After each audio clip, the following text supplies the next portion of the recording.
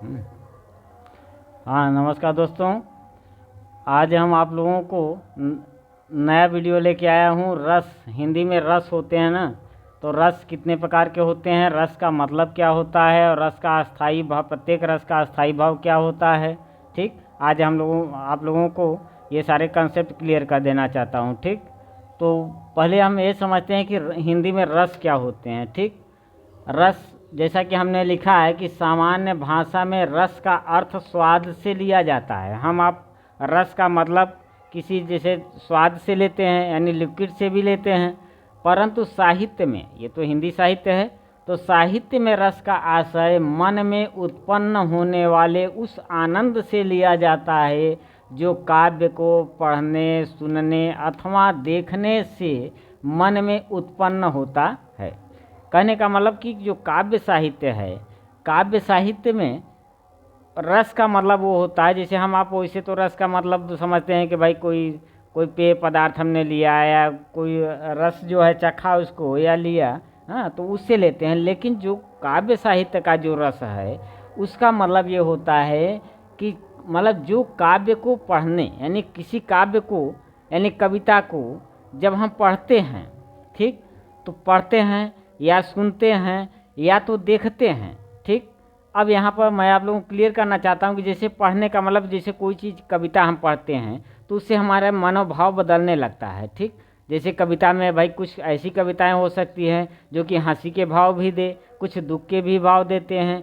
ठीक, या कुछ वीर रस के भाव होते हैं कुछ कविताओं में। तो कहने का मतलब, मान लीजिए आप किसी नाच, मतलब नाटकशाला में गए हों, या तो फिर मान लीजिए नौटंकी में, नाच नौटंकी में जैसे हम आप जानते हैं, हाँ, तो वहाँ पर क्या होता है कि जैसे मान लीजिए हम, मान लीजिए कोई नाचने वाली होती है या तो फिर कोई जोकर होता है, उसकी बात को हम सुनते हैं, ठीक, या उसकी कला को देखते हैं या उसके जो है भाषा को सुनते हैं, तो हमारे मन में जो है कुछ जो है रस की अनुभूति होती है। रस की अनुभूति होने का मतलब है कि कुछ, जैसे जब वह मान लीजिए कोई नाच मतलब ये कि वह जो है कोई कोई ऐसा वर्ड बोलता है तो वो उसको हम सुनते हैं, कोई ऐसा क्रियाकलाप करता है तो उसे हम देखते हैं, तो उस हमारे मन में जो है कुछ भाव उत्पन्न होता है। तो कहने का मतलब वही चीज़ें है, क्या है, उसे ही को ही रस कहते हैं। यानी कहने का मतलब जो काव्य को पढ़ने, काव्य के पढ़ने से या सुनने से या देखने से हमारे मन में जो उत्पन्न होता है, ये उसी को हम क्या कहते हैं, रस। ठीक, अब आते हैं कि रस कितने प्रकार के होते हैं, रस का अस्थाई भाव क्या होता है, और सबसे बड़ी की बात यह है कि जो जितने प्रकार के रस होते हैं उसका अस्थाई भाव के आधार पर हम एक ही परिभाषा में आप लोगों को सभी रस का जो है, मतलब एग्ज़ाम के लेवल के हिसाब से, कि एग्ज़ाम में जो है आप लोगों को उसका परिभाषा लिखना होता है या उदाहरण लिखना होता है, तो जो परिभाषा होगा, आपके 11 रस हमने बताया, तो 11 रसों का हमने जो है एक ही परिभाषा में आप लोगों को परिभाषा, सारा 11 रस का परिभाषा तैयार करा दूंगा। ठीक, आगे देखते हैं कि रस और अस्थाई भाव। रस में होते हैं कौन कौन, करुण रस, हास्य रस, श्रृंगार रस, वीर रस, रौद्र रस, वात्सल्य रस, भयानक रस, शांत रस, अद्भुत रस, भक्ति रस और विभत्स रस। ठीक, अगर आप जो है इन्हीं रसों का अस्थाई भाव अगर आप याद कर लेंगे तो आपके अस्थाई, अगर अस्थाई भाव आपको याद है तो मैं एक परिभाषा ऐसा बताऊंगा जिससे आप सभी रसों की परिभाषा जो है एकदम तैयार रहेगा आपका। ठीक, तो जैसे करुण रस का अस्थाई भाव शोक होता है। करुण माने एक तरह से दया का भाव होता है, करुण माने दया या शोक। हास्य रस का अस्थाई भाव हास्य। श्रृंगार रस का होता है रति। वीर रस का उत्साह। रौद्र रस का क्रोध। वात्सल्य रस का वत्सलता। भयानक रस का भय। शांत रस का निर्वेद। अद्भुत रस का आश्चर्य। भक्ति रस का देव विषयक रस। और विभत्स रस में ग्लानि या जुगुप्सा होती है। ठीक, आगे चलते हैं कि हम परिभाषा को कैसे बनाएंगे। ठीक, जैसे अब यहाँ पर है कोई परिभाषा है, तो करुण रस का अस्थाई भाव होता है शोक। कहने का मतलब कि करुण में से दया, यानी ऐसे जो है मान लीजिए कोई ऐसा कविता लिखा गया हो या तो कोई ऐसा पद्य लिखा गया हो जिसमें शोक का भाव दर्शाता हो, तो वहाँ पर क्या होगा, करुण रस। जहाँ ऐसी कविता है जिसमें हंसी का भाव उत्पन्न हो, यानी पढ़ने से अगर हंसी का भाव उत्पन्न होता हो तो वहाँ हास्य रस होगा। ठीक, जहाँ श्रृंगार की बातें आएगी, ठीक, जहाँ शौक श्रृंगार की बातें आएगी वहाँ पर जो है श्रृंगार रस होगा, उसका अस्थाई भाव रति होता है। जहाँ उत्साह की बातें आएंगी, ठीक, जैसे अब उत्साह की बातों में जैसे अब मान लीजिए कोई वीर है, वह अपने देश की रक्षा के लिए वह अगर जा रहा है तो वहाँ पर ऐसी कविता अगर आ रही है तो वह क्या होगा, वीर रस होगा उसमें। यह रौद्र रस के लिए उसका अस्थाई भाव होता है क्रोध, यानी जब क्रोध आएगा तो रौद्र रस आएगा। वत्सलता यानी वत्सलता मतलब उत्सुकता, जहाँ ऐसी कविता हो जिसमें उत्सुकता हो, किसी प्रकार जागृति हो, ठीक, वहाँ पर वात्सल रस होगा। भय क्या है, अस्थाई भाव भय है तो भयानक रस होता है, ठीक, जिसमें डर भय का भाव आएगा, जिस कविता में डर लगा रहेगा या भय लगा रहता है वहाँ भयानक रस, ठीक। जहाँ पर बिल्कुल आदमी शांत रहता है, ऐसी कविता जिसमें शांति का भाव प्रदर्शित होगा वो शांत रस। आश्चर्य जिसमें आएगा वो अद्भुत रस। जिसमें भक्ति रस में क्या होता है, देव विषय, जैसे आप भक्ति करते हैं तो किसी देवी देवता के पक्ष में भक्ति करते हैं, ठीक, तो वहाँ पर भक्ति रस हो जाएगा। बीभत्स रस में ग्लानि या जुगुप्सा होते, जुगुप्सा मतलब जानने, किसी चीज़ की जानने की इच्छा या किसी चीज़ के लिए ग्लानि यानी दुख अगर प्रकट हो तो बीभत्स रस होता है, ठीक। यहाँ पर हम समझते हैं कि आप लोगों को ये कंसेप्ट क्लियर हो गया होगा। अब हम चलते हैं, जैसे मैंने कहा कि एक ही अगर परिभाषा आप याद कर लेंगे, अस्थाई भाव अगर याद करे रहेंगे तो एक परिभाषा से सभी का परिभाषा आप बना लेंगे, ठीक। जैसे करुण रस मैंने लिया है, आपको एग्जाम में ज़्यादातर 9th 10th 11 और 12 में ज़्यादातर आपके एग्जाम में आता है करुण, हास्य, श्रृंगार, वीर और रद रस, ठीक, इतने होते हैं खाली। और आगे भी अगर पढ़ना है तो उस आगे भी हम जो है हम अगले वीडियो में आप लोगों को सारा चीज़ बता देंगे। हम आप एक परिभाषा आप लोगों को पहला बता रहे हैं, जैसे करुण रस का अस्थाई भाव क्या होता है, शोक, ठीक। तो कुछ नहीं करना है, हमको खाली एक परिभाषा तैयार करना है, कैसे कि जब करुण रस का अगर हमें करुण रस लिखना है तो क्या लिखेंगे, अस्थाई भाव इसका शोक है, तो यहाँ लिखेंगे जब शोक नामक अस्थाई भाव, शोक अस्थाई भाव है करुण रस का, ठीक, जब शोक नामक अस्थाई भाव विभाव, अनुभाव और संचारी भावों से संयोग करता है तो वहाँ करुण रस की निष्पत्ति होती है, ठीक, समझ आ गई बात।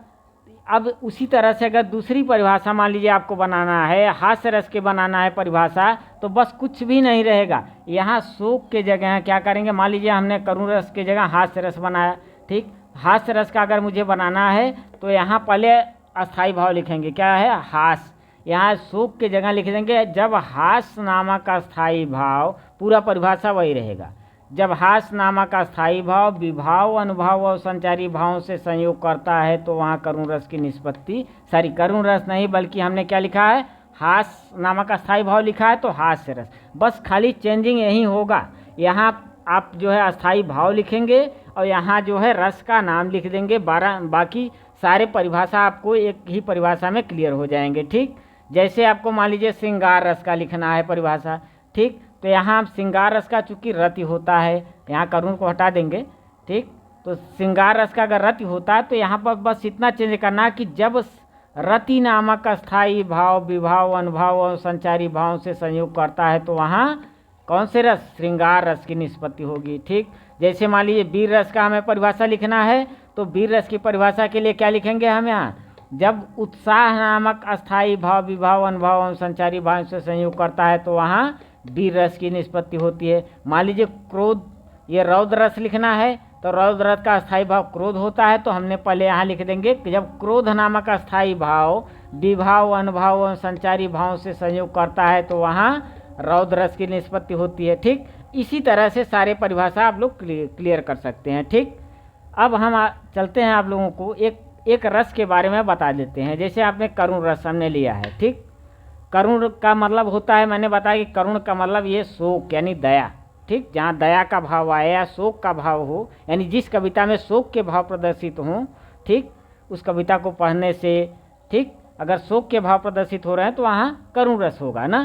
तो हम करुण रस से कॉन्सेप्ट क्लियर करते हैं आप लोगों का कि जब करुण रस का अस्थाई भाव शोक होता है, पहले अस्थाई भाव लिखेंगे उसके बाद फिर ये करेंगे, जब शोक नामक अस्थाई भाव विभाव, अनुभाव और संचारी भावों से संयोग करता है तो वहाँ करुण रस की निष्पत्ति होती है, ठीक।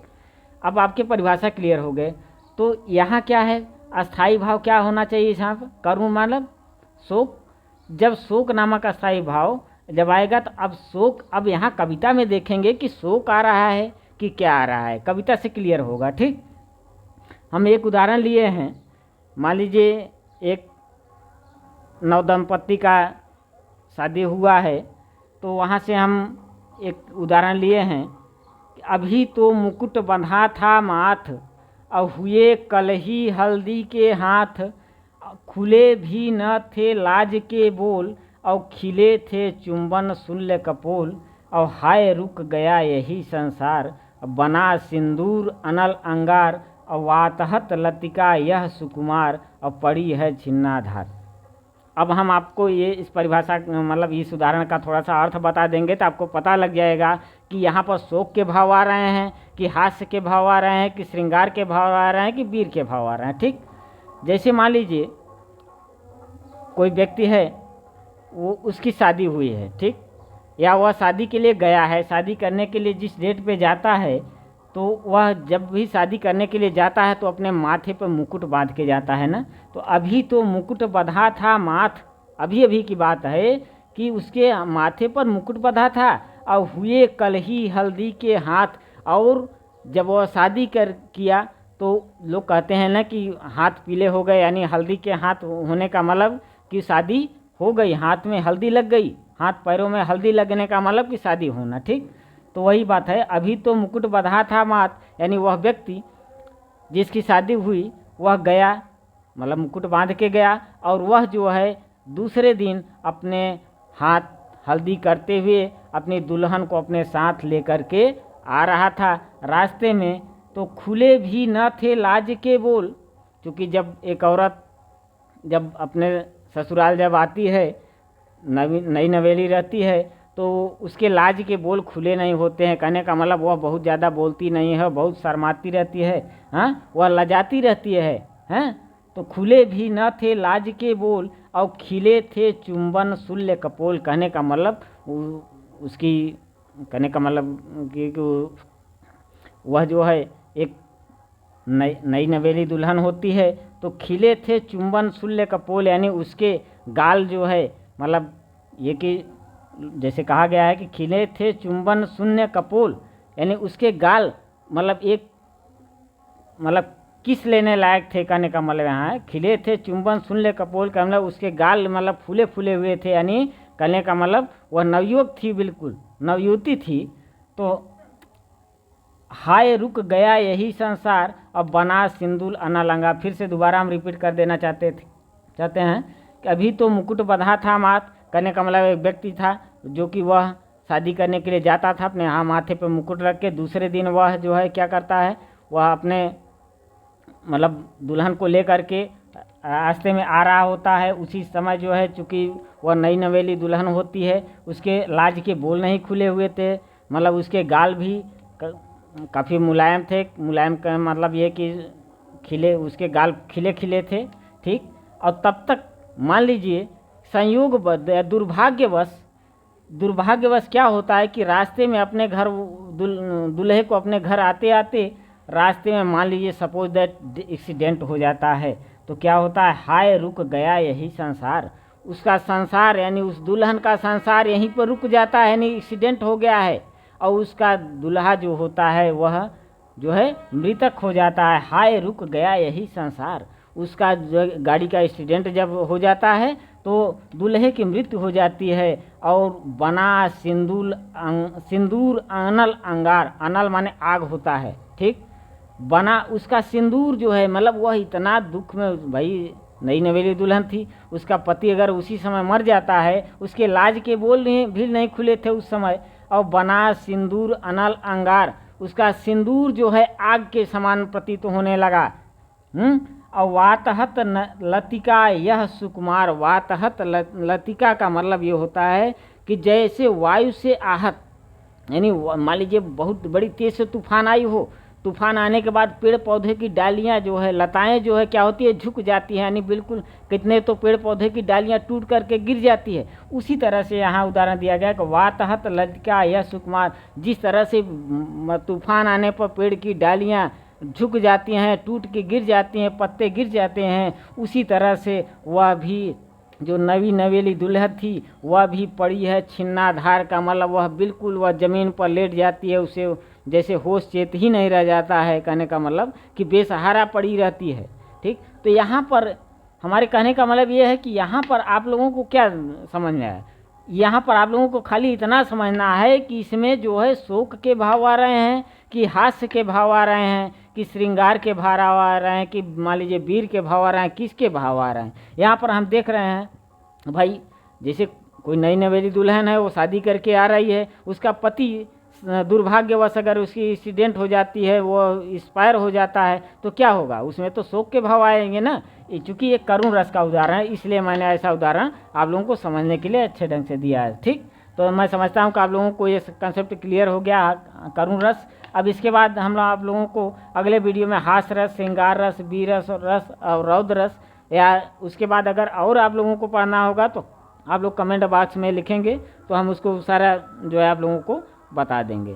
ठीक, और आप लोगों से विनम्र निवेदन है कि मैं इतना आप लोगों के लिए मेहनत करता हूं, तो कम से कम एक सब्सक्राइब तो ज़रूर बनता है। ठीक, और वीडियो को देखने के लिए बहुत बहुत धन्यवाद।